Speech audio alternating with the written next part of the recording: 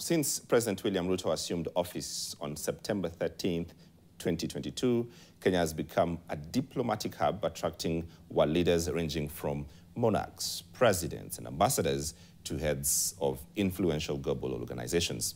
While some of these visits have sparked hope for economic transformation, others have stirred debate and mixed reactions.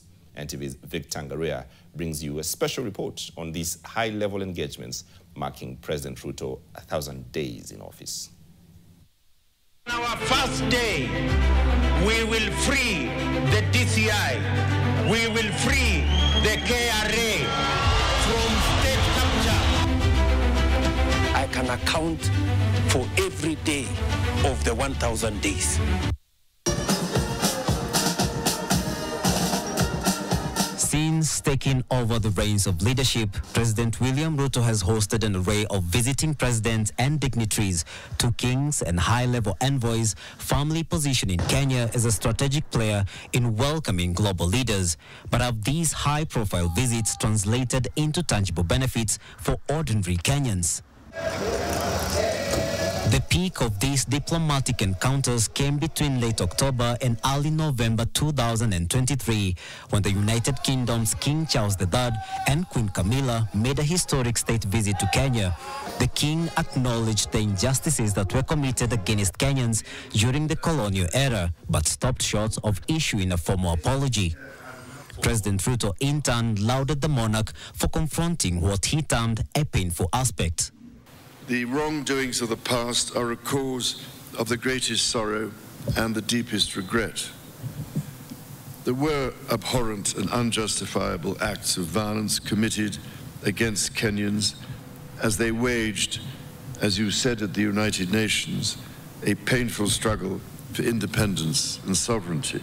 We also note with appreciation your expression of willingness to acknowledge the painful aspects of our shared history.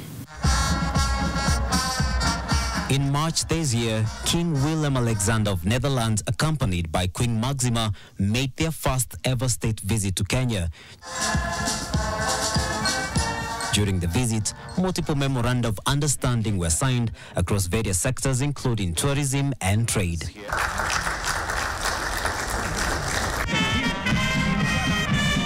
In June, Slovenia's President Nataša Pirc-Musar prioritized Kenya during her tour of Africa. Together with President Ruto, she called for urgent international dialogue on ongoing conflicts, especially in the Middle East and Sudan. She was also the guest of honor at this year's Madaraka Day celebrations held in Homa Bay. There are two generals that have no regard for human life, and the war in Sudan is heading towards carnage. This is what we have to discuss. We have to be open in dialogue, and we have to all try and strive to find solutions. In May, the president of Finland, Alexander Stubb, made his first state visit to Kenya.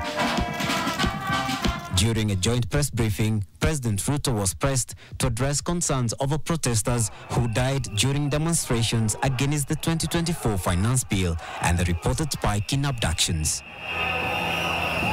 Kenyans must not, as has happened in the past, where Kenyans disappeared and their bodies were found in all manner of places, that will not happen under my administration. And all the people who disappeared or who were abducted in what you said, all of them have been brought back to their families and to their homes. In November 2023, Romanian President Klaus Iohannis visited Kenya as part of a four-nations tour of Africa.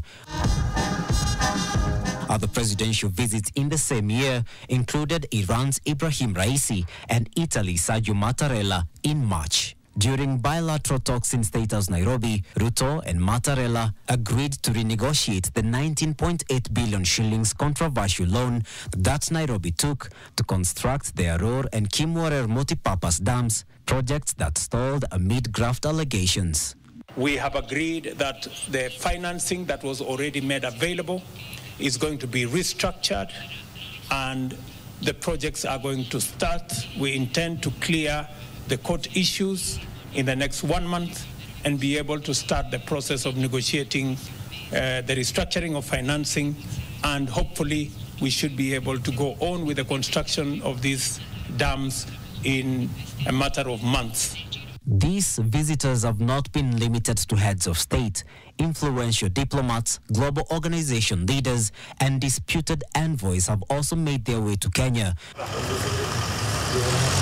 Among them, Sudan's RSF leader Mohamed Hamdan Dagalo, better known as Ahmeti, who, while on his visit, signed a controversial political deal aimed at forming an alternative government in RSF-controlled territories. President Ruto praised him for what he termed as his commitment to peace talks, but Khartoum was not having it. They sharply criticized Kenya, accusing it of siding with a militia blamed for civilian atrocities.